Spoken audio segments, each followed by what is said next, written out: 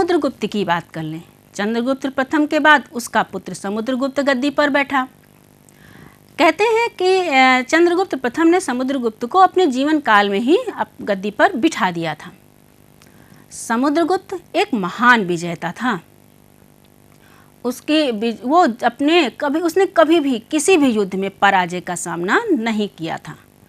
यही कारण है कि पश्चिमी इतिहासकार इसकी तुलना नेपोलियन से करते हैं और अपने ग्रंथों में इसे भारतीय नेपोलियन के नाम से वर्णित करते हैं।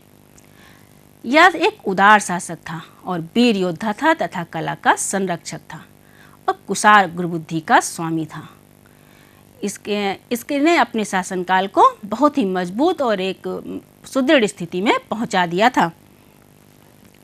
अब हम समुद्रगुप्त का साम्राज्य विस्तार देखते हैं। समुद्रगुप्त, जिसके बारे में कहा जाता है कि यह किसी भी युद्ध में पराजित नहीं हुआ, जिस युद्ध में भी इसने लड़ाई करी वह हमेशा विजयी रहा। तो जो समुद्रगुप्त की विजयों का जो वर्णन मिलता है वो प्रयाग प्रशस्ति में मिलता है, जिसकी रचना हरिसेन ने की थी। हरिसेन इसका दरबारी कवि और इसका परम मित्र भी था।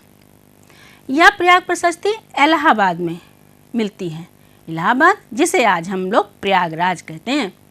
और यह प्रयाग प्रशस्ति सम्राट अशोक जो मौर्य वंश का सम्राट था, उस सम्राट अशोक का ये स्तंभ है। इसी स्तंभ लेख पर हरिसेन ने समुद्रगुप्त की विजयों का वर्णन लिखा है। तो पहले तो ये अशोक का स्तंभ था, बाद में इसकी विजयों का भी वर्णन इसमें मिला। लेकिन इसी प्रयाग प्रशस्ति से पता चलता है कि समुद्रगुप्त ने आर्यावर्त के 9 राजाओं को पराजित किया था, यानी उत्तर भारत के 9 राजाओं को इसने पराजित किया था। और दक्षिणापथ के यानी दक्षिण के 12 राजाओं को जीतने के बाद उसे सीधे अपनी अधीनता स्वीकार करने के लिए बाध्य नहीं किया। जीतने के बाद उसने उनसे उपहार या कर लेकर उन्हें पुनः मुक्त कर दिया। और इन्हीं विजयों के बाद यानी आर्यावर्त के 9 शासक और दक्षिण के 12 राज्यों को जीतने के बाद, यद्यपि कि दक्षिण के राज्यों को उसने मुक्त कर दिया, लेकिन जीता तो जीतने के बाद उसने अश्वमेध यज्ञ किया। अश्वमेध यज्ञ के बारे में तो आप जानते ही हैं, कहीं ना कहीं आपने अवश्य सुना होगा। अश्वमेध यज्ञ, जिसमें राजा अब यज्ञ करता है और अपने घोड़े को पर अपने देश का, अपने राज्य का झंडा लगाकर छोड़ देता है। और ये घोड़ा जिस क्षेत्र में जाता है उस क्षेत्र का उस राज्य का स्वामी उस राजा की अधीनता स्वीकार कर लेता है, जिसका ये घोड़ा होता है। और जो नहीं स्वीकार करता वो उससे युद्ध करता है। जानते हैं ना? बिल्कुल जान गए होंगे। यही अश्वमेध यज्ञ ये समुद्रगुप्त ने किया था। और इसी अश्वमेध यज्ञ करने के बाद ही तो जो हमें अश्वमेध घोड़ा अंकित मुद्रा समुद्रगुप्त काल की मिलती है, समुद्रगुप्त के काल की, वह इसी अश्वमेध यज्ञ के बाद बनाई गई होगी। अब आपको ये सामने एक चित्र दिख रहा होगा। ये चित्र क्या है? ये हरिसेन द्वारा उत्कीर्ण प्रयाग प्रशस्ति शिलालेख है। अभी हमने बताया ना आपको कि समुद्रगुप्त के विजयों का वर्णन हमें प्रयाग प्रशस्ति लेख में मिलता है, जिसकी रचना हरिसेन ने की थी, जो उसका परम मित्र और दरबारी कवि भी था। ये उसी का चित्र है। बच्चों, ये जो प्रशस्ति पे लिखे गए अक्षर हैं, इस प्रशस्ति पे लिखे गए अक्षरों को आप ध्यान से देखिए। इसके अक्षर आप पहचान रहे हैं? बिल्कुल पहचान रहे होंगे। याद करने की कोशिश कीजिए, इन अक्षरों को आपने कहाँ देखा है? याद आ गया ना?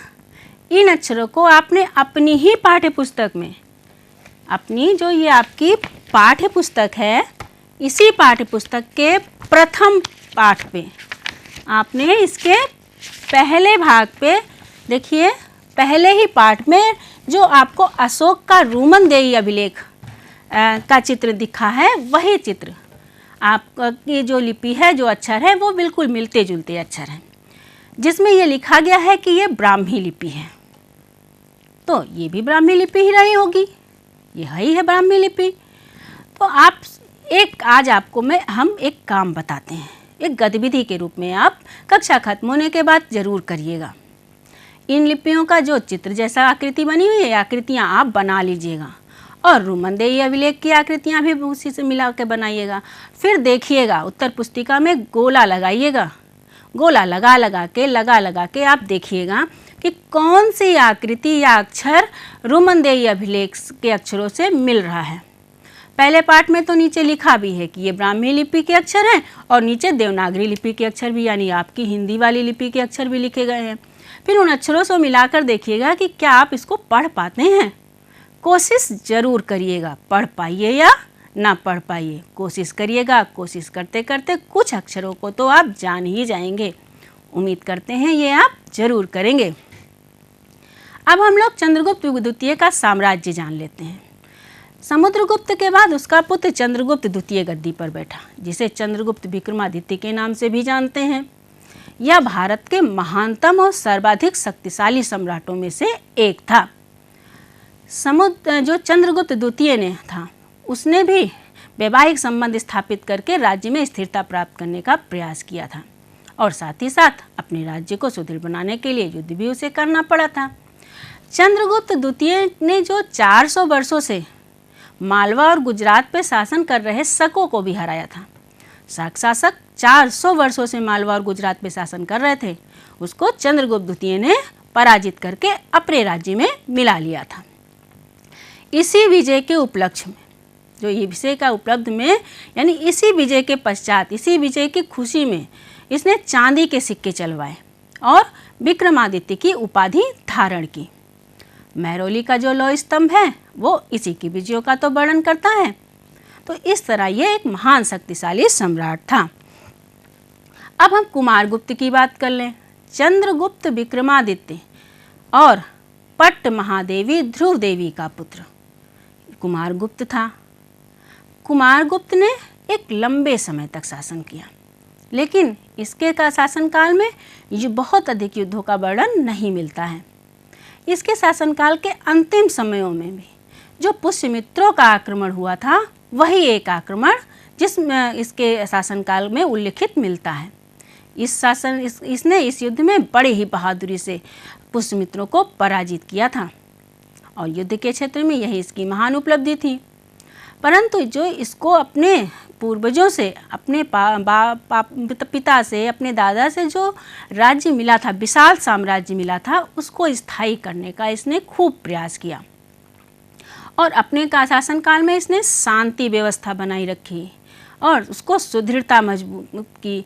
प्रजाहित के लिए बहुत सारे कार्य किए, जिससे इसके राज्य में कभी भी युद्ध या इस तरह अराजकता का माहौल नहीं उत्पन्न हुआ था।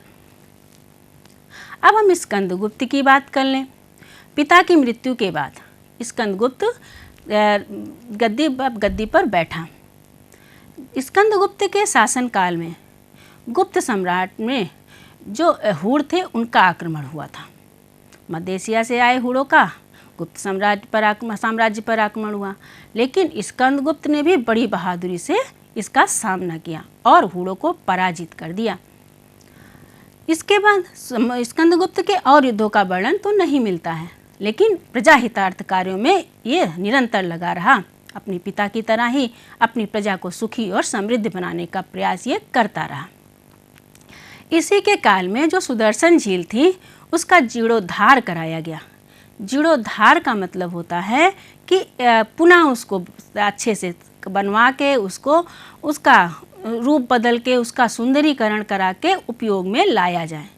इसके लिए स्कंदगुप्त ने जो सुदर्शन झील थी, जिससे प्रजा को बड़ा फायदा होता, उसका उसने जीर्णोद्धार कराया था। अब हम बुद्धगुप्त की बात कर लें। स्कंदगुप्त के बाद बुद्धगुप्त गुप्त वंश का शासक बना।